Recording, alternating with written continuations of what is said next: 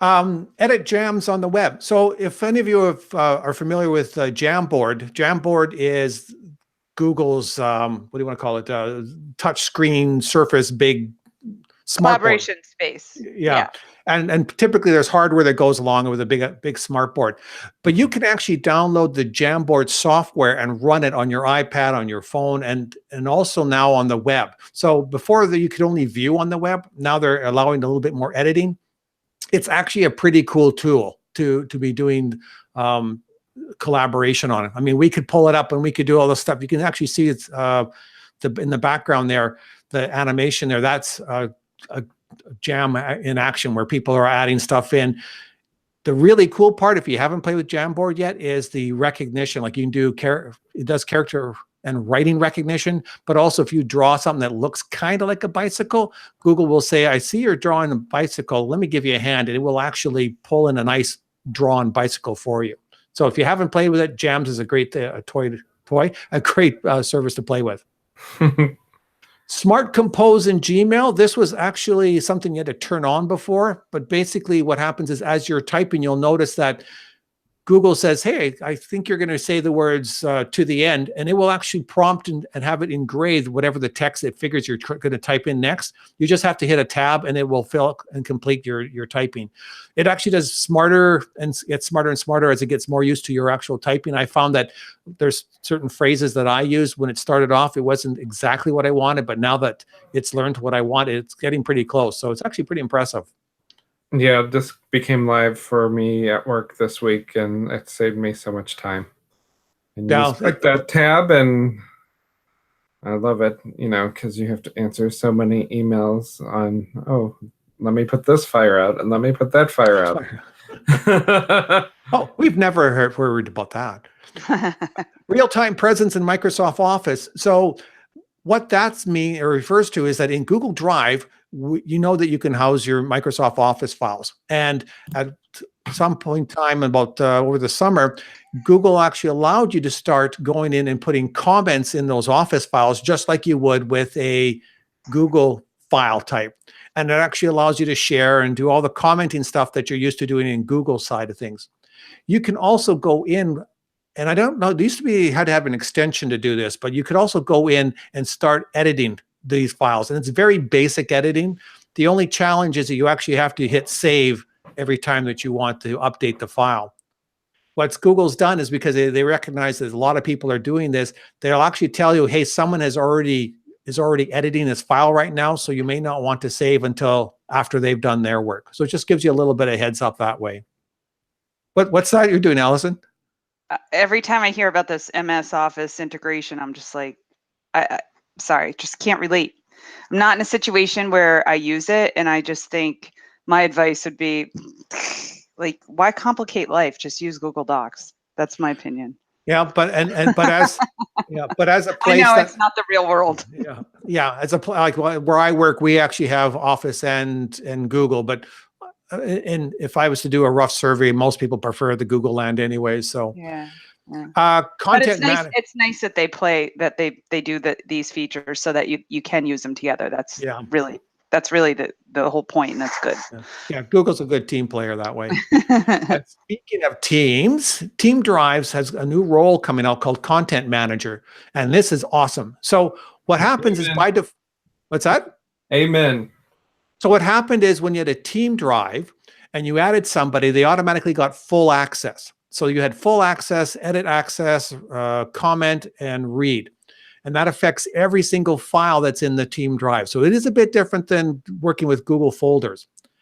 The problem is if you give everyone full access, then everyone can start deleting files, which was kind of the whole purpose that Team Drives was created, was to stop people from doing that.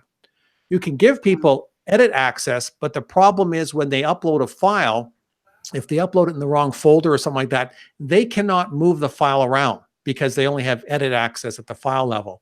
So Content Manager is a new level that allows people to actually be able to go in and be able to move files around. They still can't add new users. They can't change the sharing settings, but it's a little more power than edit, but a little less power than full access, which is great.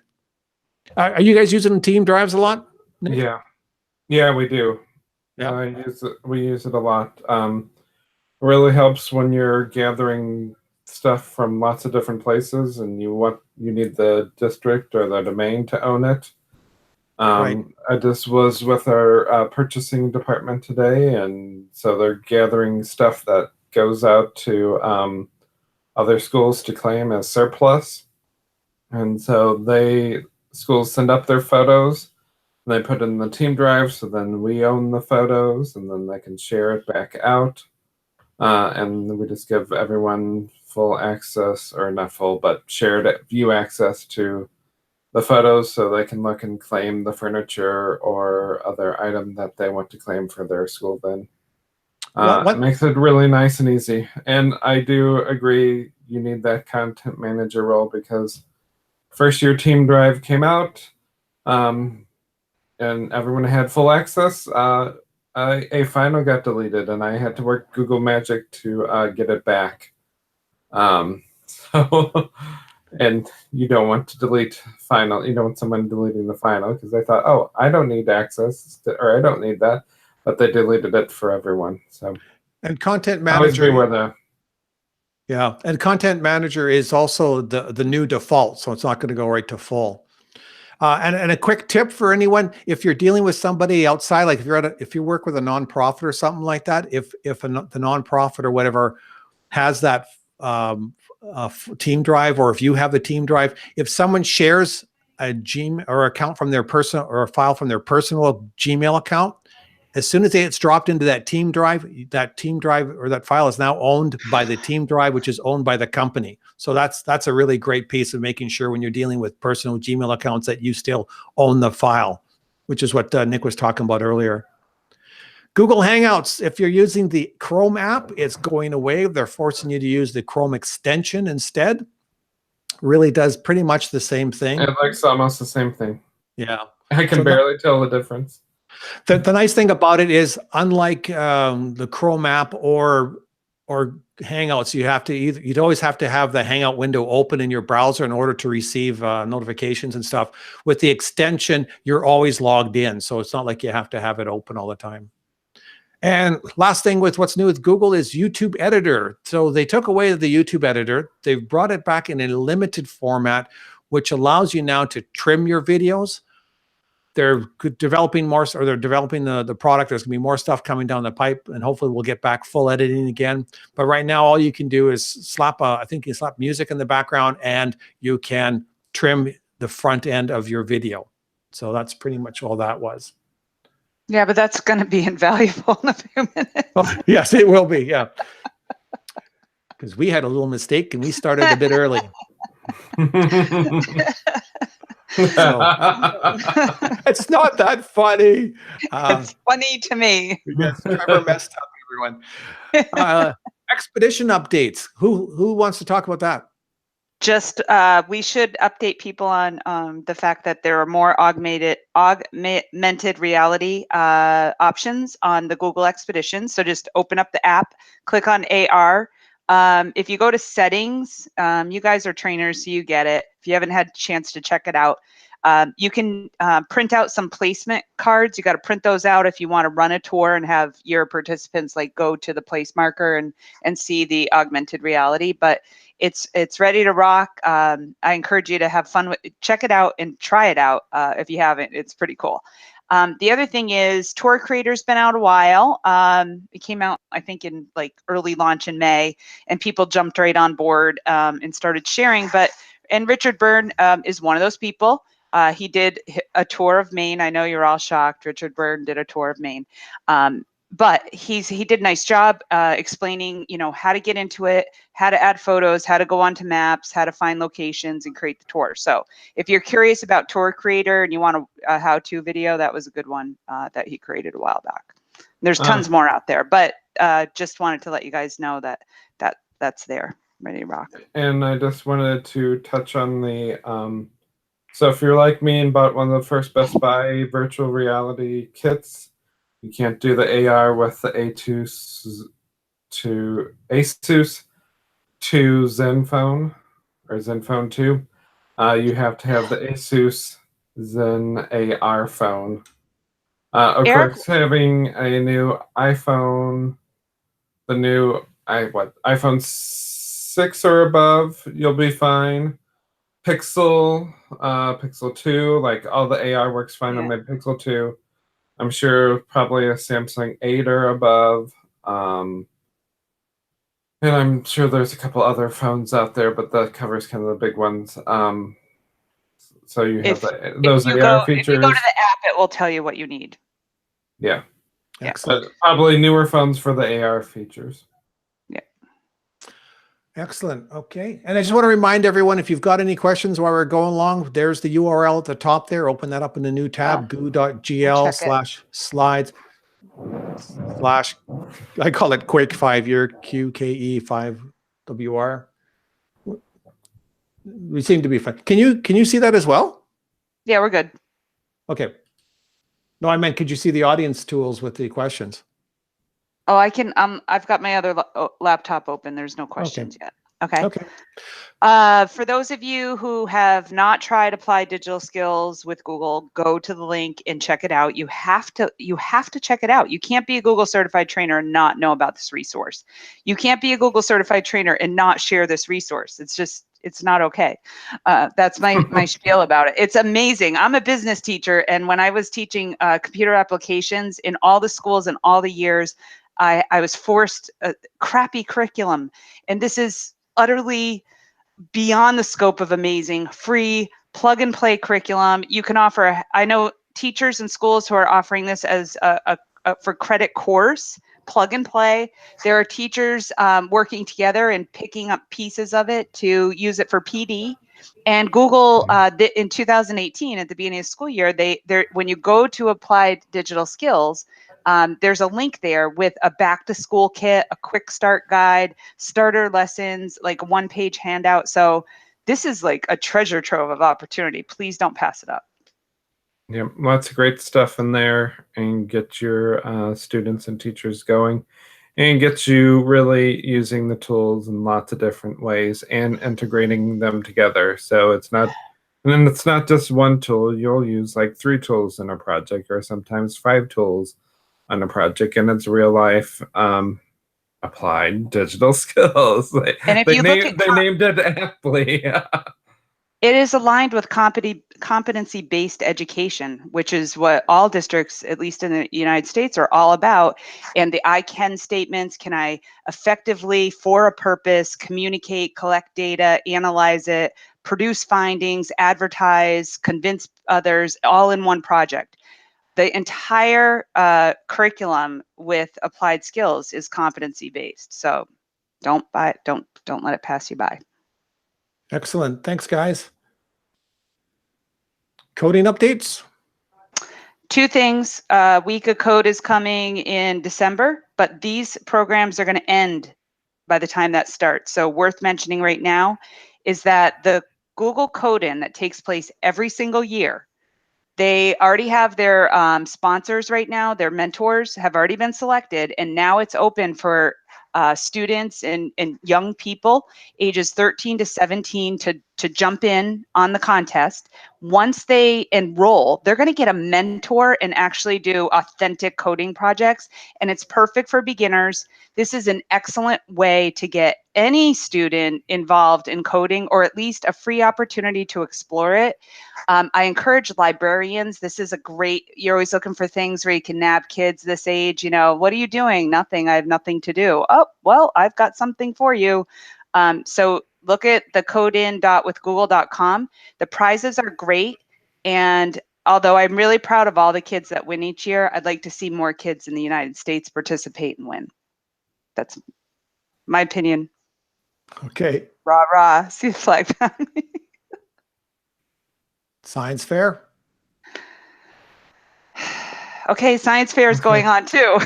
Nick, do you want to talk about it? I can just say that lots of fun things built into there, and you know, it's amazing what these students can do. I remember watching some things a couple of years ago. One girl was working on a cure for a particular cancer. So, you know, get your kids thinking like scientists.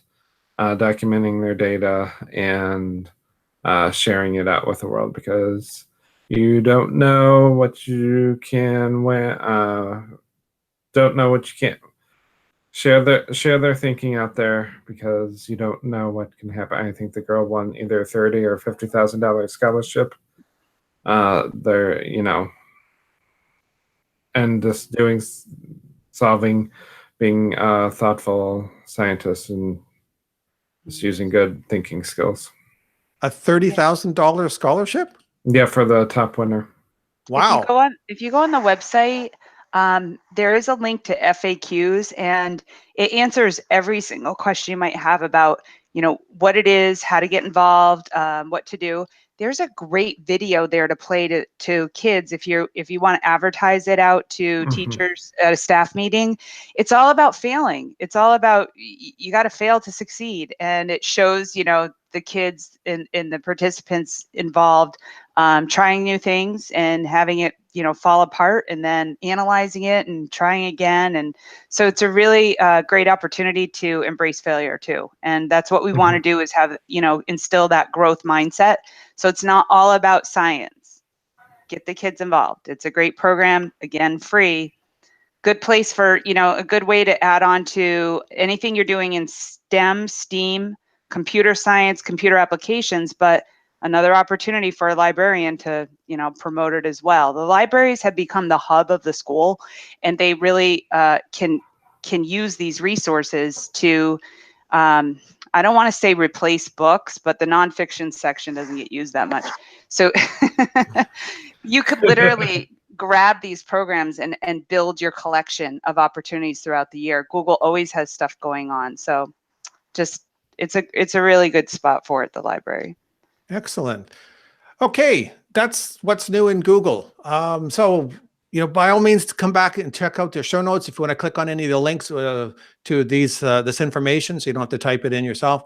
But be sure to check out all those resources, because like Allison said, as a trainer, you should be aware, you should be taking advantage. Hey, who doesn't want free documents and materials? It's already done for you. All right, our featured topic today is going to be Google Educator Groups. Allison, do you want to share your screen, or do you want me to just keep clicking? Keep clicking, and then if we, I might at the end need to jump over to a different account to show some stuff, but go ahead, keep going. Yeah. Okay. All right, so lots of questions. It's at the bottom of the hour. So you got 15, 20 minutes good enough? Oh, yeah, I'll get through this quickly. Okay. Because anyone who has questions can, I'll give you all the resources you need to move forward with it. But there's lots of talk about the GEG relaunch. I don't feel like it's really present in people's world. They don't really know what's going on. And I have a number of people asking about it. So I'm on the GEG relaunch team, so I'm helping support the efforts. So I'll give you a recap of what's going on. Now, what's behind this GEG relaunch is that Google recognized that the GEGs became an invaluable resource for educators with over 100,000 members in 100 plus countries. So they took a look at what was going on, and they did notice that a lot of the GEGs were struggling with different things. So they analyzed what those struggles were, what their challenges were, and what they could do to make it better. And as a result, in Chicago at Google, the morning that ISTE launched for 2018 in Chicago, Google held a relaunch party at Google and did the official launch that day. So I'm here to just share with you what that's about. So you can go ahead and change the slide. This is the GEG relaunch in a nutshell. It's really comprehensive. So I'll show you where you can get all the comprehensive stuff. But in a nutshell, the 4 areas that they kind of narrowed the scope down to as being a challenge and offering solutions for were these. The first one being leadership bandwidth. Google recognized and heard from the leaders that they have a lot on their plate, and it was hard for them to sustain a thriving community being alone. So to help support this, there's a new leadership structure in place, which I'll show you in a moment. The other piece was events planning. How do I plan an event? What should we do? What should we include? How do we put it together? So in response to that being a challenge, we've developed these events in a box, and we keep adding to them, and we even welcome other people to contribute to that, which is essentially a topic that you can cover as a GEG event. So you don't have to like reinvent the wheel. You can grab an event in a box and plan the event and use those as you go throughout the year. Community content. There are a few people that have a lot of time to share a lot of things. So there might be one person that just shares constantly across the communities, but the GEGs are really intended also to be regional. So if you're in a GEG in a region, you really want content to be dispersed within your region.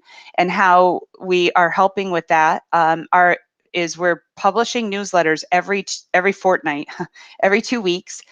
There's a new newsletter that comes out with a featured GEG with some ideas so you can see what they're doing in different parts of the world. And then we also provide content, kind of like what we do here with the Help Hangouts. Some of the things would be what's going on with Google. Other things would be a new event in a box. And then finally, leader development. How do leaders get help? How do leaders grow? I mean, if leaders are there to do the work and to lead others, how can we support them in their own professional development? So rather than just have a GEG leader group, we've created and offer a Cloud Connect community. So it's a more robust environment for leaders to get together. And Google shares content all the time, latest and greatest stuff, links to things. There's a place for conversation and more resources. We also have a GEG leader portal with everything you need to know about the new leadership structure, all the resources, and lots of other things. New slide. So that's the GEG relaunch in a nutshell. The first piece, leader bandwidth. This is what the new leadership structure looks like, and I just want to emphasize that this is not it's not restricted. Every GEG has the power and the freedom to adopt it the way they see fit. For example, here we have the GEG leader, but in regards to bandwidth, we now have designated captains. So we look for GEG leaders to find captains they can nominate as co-captains and break it into areas of responsibility. And I'll show you what that means in a moment. But we've got the empower captain, inspire, the share, and learn. And I find that a lot of GEGs are considering to adopt these, but also by region. So when they divvy up the region and assign a captain, they might have different captains in different regions of that GEG, and then they'll kind of like take on one of those roles. And in other GEGs, they're just all kind of like going back and forth and just contributing to all of the roles. So it's really up to you how you want to do it. So that's our new leadership structure in response to leader bandwidth. The second piece, next slide, is event planning. How can we make it easy for you? And we just mentioned the science fair and applied digital skills. We have an events in a box for both of those. This is just a screenshot of the CS First, but it's basically, if you've ever seen it, Be Internet Awesome curriculum, it's very similar to that, or the applied skills, where you have a complete lesson plan for planning, what you need for materials, how to deliver it. And these can be implemented as a webinar or as a face-to-face event. They can be a full day or a partial day. You really have a lot of flexibility with that. So you can take and grab those events in a box. New slide. In response to community content, like what do I post? How do I find the information to share? How do I keep up with everything that's coming at me so fast? And literally, back in the day with Google is yesterday. So how can anyone keep up? We're providing biweekly newsletters, fortnightly, newsletters for leaders that are published and sent out to co-captains and GEG leaders that have highlights, information about tips and tricks for sustaining a thriving community. We'll highlight the events that other GEGs have done, so you can see, get some ideas on how to build within the scope of your GEG. And you can just copy and paste from that newsletter and put it out into your own GEG. So you can sustain, you can put your co-captain in charge of that and say, when the newsletter comes out, the community sharer is responsible for getting that out into our GEG. So that's our way to support that piece. Next slide. In regards to leader development, there's a couple of things. One is the more robust Cloud Connect community for GEG leaders and co-leaders. So, and I'm going to talk a little bit about how do you get there. You need to be invited or added as a GEG leader or a co-leader. And I'll give you some tips on if you're interested in getting more involved, how to get there. And when we're done with the slides, I'll share my screen and show you what it looks like. So basically, it's a Cloud Connect community. Once you're added, you go to cloudconnectcommunity.com. You'll be in the portal where there's a conversation and then links to things like the GEG portal, the newsletters, FAQs, and things like that. We're also looking at developing like a mentor model. So if we have a mentor, next slide, that could kind of like take the lead and support a GEG leader. So I used New England as an example because actually I was talking with Google back then when GEGs first came out, and we were considering creating like a mentor for the New England states and then having leaders, and everything just happened so fast, it never really took off. Well, most of the New England GEGs are struggling with all the 4 areas that we talked about. And if you're in a position where you think you might be helpful to sustain that mentor role, we have opportunities for you as well. And I'll show you the GEG portal in just one moment. But before I do, I want to go to the next slide and address like how you get involved. So obviously, we're looking for new leaders and captains. Many of you have told us and continue to email us and tell us that your GEG is not thriving, you don't know who your leader is, or maybe you do. So if you just keep hitting the next, yeah. So we're looking for the Empower captains, next. You can list them all, Trev. That will help support the community, the Inspire, the Share, and the Learn. So we're looking for those. If you're a GEG leader right now, next slide, I'll show you how you might want to help yourself out.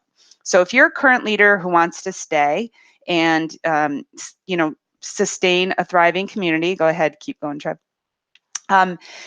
Get into the community. A lot of the current leaders didn't get moved over to Cloud Connect. So I'll show you where to email if you need help with that. But you definitely want to get into the community portal. Nominate your co-captains. So you're going to want to fill out the form and get your co-captains in there so that you can build a thriving community. If you're a leader who wants to pass the torch, that's okay. Nominate a new GEG leader. And if you don't know someone, just email us. The email is geg.program@gmail.com, geg.program@gmail.com. If you send an email to that, it's kind of like customer service for GEGs. Tell them what you need and they'll follow up on it. In the case where leaders are not active, I've been hearing a lot about this. They have a leader that's not active. They don't know what to do about it. They think a new leader is needed. I would suggest that first, contact that leader, reach out to them. They may have been dealing with the struggles that we identified. And now that they know that there are structures in place to support their leadership, they have experience, they started it at some point and wanted to do it. So maybe they want to get back on board. If not, ask them to nominate you or someone else and get that going. All they have to do in the GEG is just make you the moderator or the owner of the GEG, and they also need to fill out the form, which is available in the Cloud Connect community. And if you want to take off, if you've already got a GEG going and you want to make it better, just go into the portal, grab those events in a box, start posting events, get your captains in place. And if you're doing something, if you're doing an event, please let us know. We would love to feature you, interview you about your success. We'd even like to support you if you need help. So the email is geg.program@gmail.com. That's your one-stop shop to get your questions answered or get where you need to go. And speaking of events, our GEG of Eastern Missouri is having our 5th annual one-day Google Summit this Saturday. And you know what? I think we should feature that in an upcoming newsletter. So take lots of pictures. That would be amazing. Will do. I want to come, but I can't. Too far away. It's just a flight away. Do you guys want me to show you? Do you want to see the leadership resource, or do you think we're okay? It's up to you. I can't get a sense of what needs to be done. Yeah, well, we don't have any questions asking about it, so maybe we could just hold off on that. But yeah, if anyone does have any questions, I'll put them down in the comment section of the video, and I'll make sure to pass them on to Allison. Or else, actually, instead of doing that, why don't you use that geg.program@gmail.com, because that would actually work even better. That would work fantastic. Excellent. Thank you very much, Allison. That was nicely done. Keep me posted on your summit. Are you doing a hangout or any hangouts on air during it? Like maybe a demo slam? I am not. My session's accessibility this time. Cool. But I know we go way back. That it used to be my go-to session during summits. Well, that's great. Good luck. Yeah. We'll talk about demo slam soon, because I actually have that as part of my my random share. Okay. All right. All right. Can any other questions or anything else you guys want to do, or can we move forward? Move forward it is. Okay. Thank you again, Allison. That was wonderfully done. Thank you. So this is the time where we talk about quick random shares. And the idea was just, a quick 1 minute or whatever to share something. I have a couple things I want to share with the group. So let me see if I can switch screens here. I'm going to try something cool and see if it'll let me put. Oh, is it going to show up? Come on. I'm trying to get this one tab into the thing. Anyways, okay. So what I want to do, here we go. The first thing I want to highlight is something called Sheet Fund, bit.ly/Sheet Fund. It's not so much a self promotion because it is me, but it is absolutely the critical skills that people should know about how to do spreadsheets.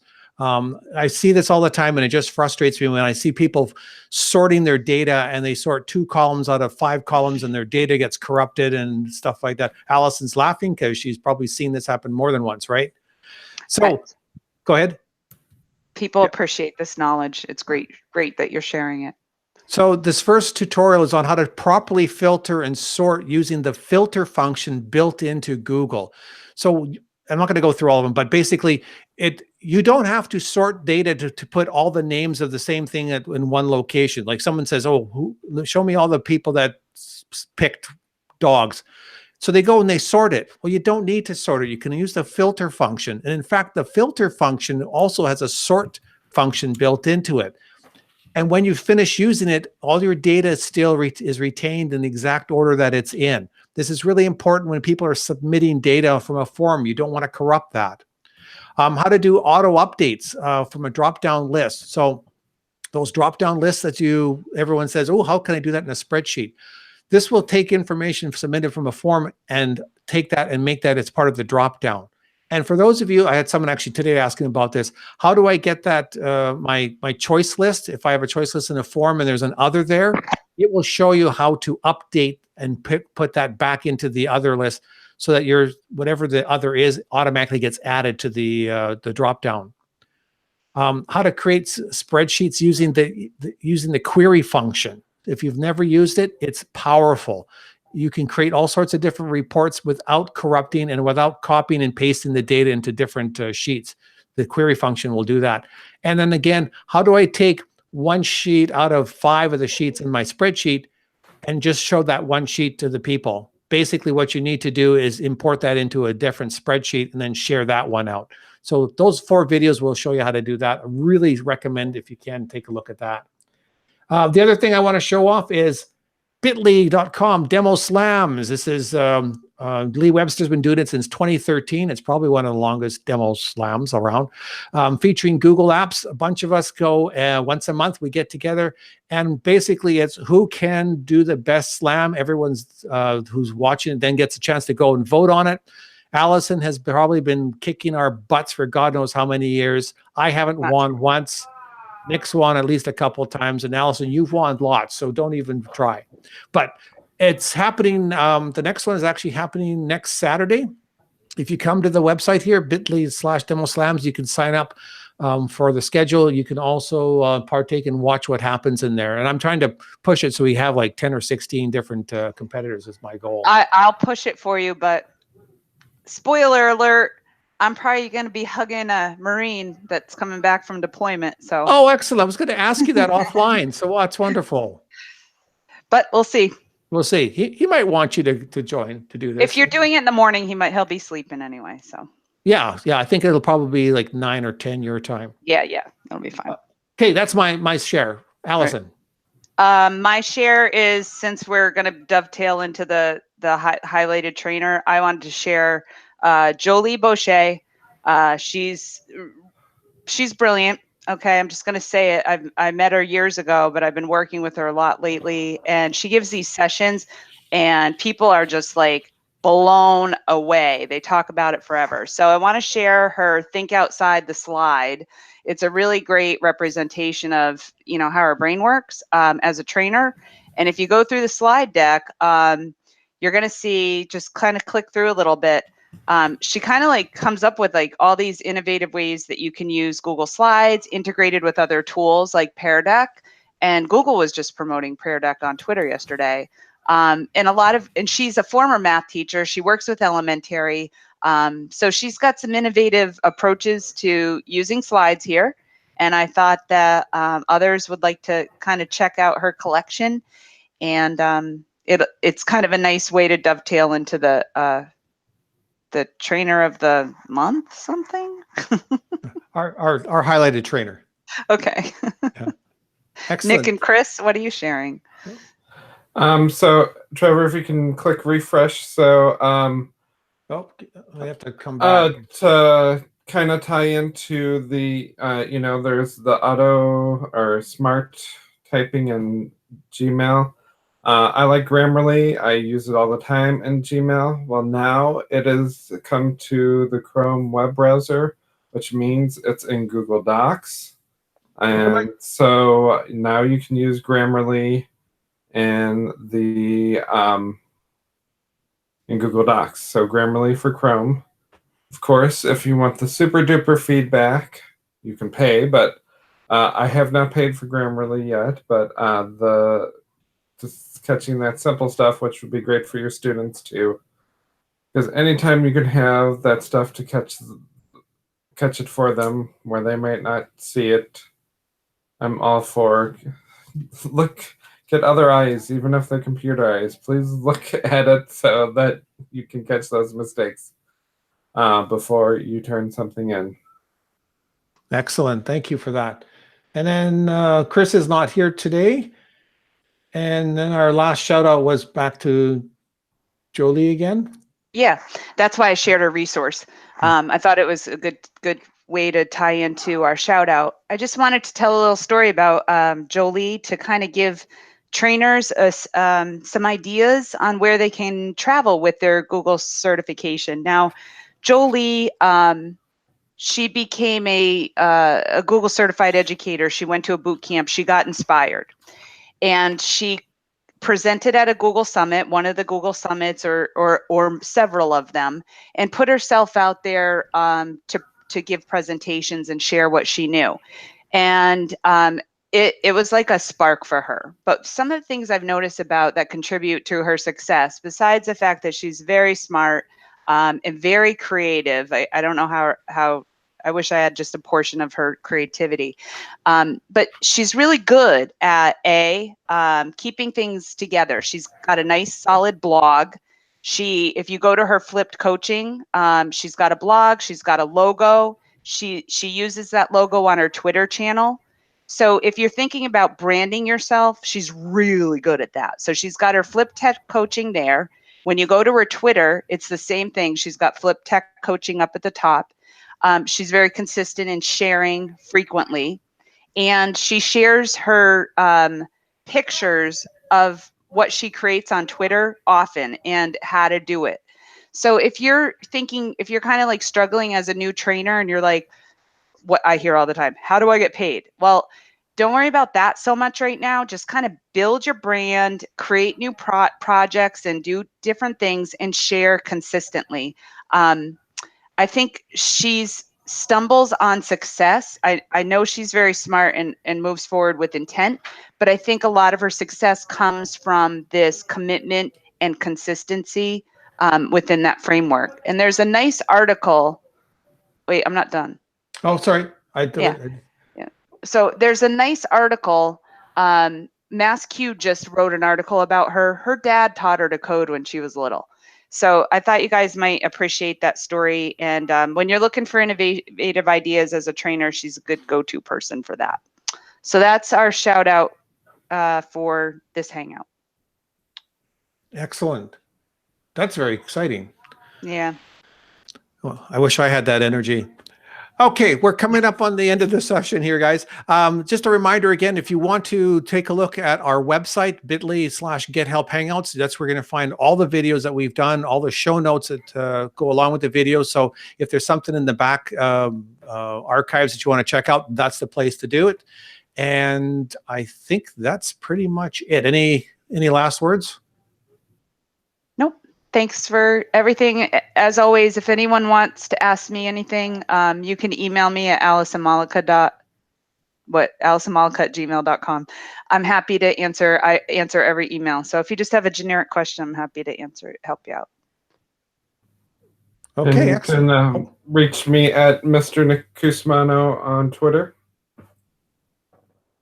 All right, and you can just Google Trevor, write Trev. I always, every time I tell everyone that, I just thought it was so clever at the time. You can write Trev@gmail.com, but when you try and tell people how it's spelled, they get confused. So it's WRITE, like you write Trev. And that's it for the show. Again, if you have any questions, please put them in the comments and stuff, and we will get back to you again. We'll be doing another one of these, and again, in a month's time. If you want, go to the website. There's a calendar listing there of all the different dates that we have. Please click on the bottom right where it says Google, the logo there. That will subscribe you to our calendar. So that'll show up in your calendar. You don't have to keep coming back, and it'll be there anytime you want to find out when and where we're going to be. That's it That's it for us, guys. Thanks very much. Everyone say goodbye. Goodbye. Bye.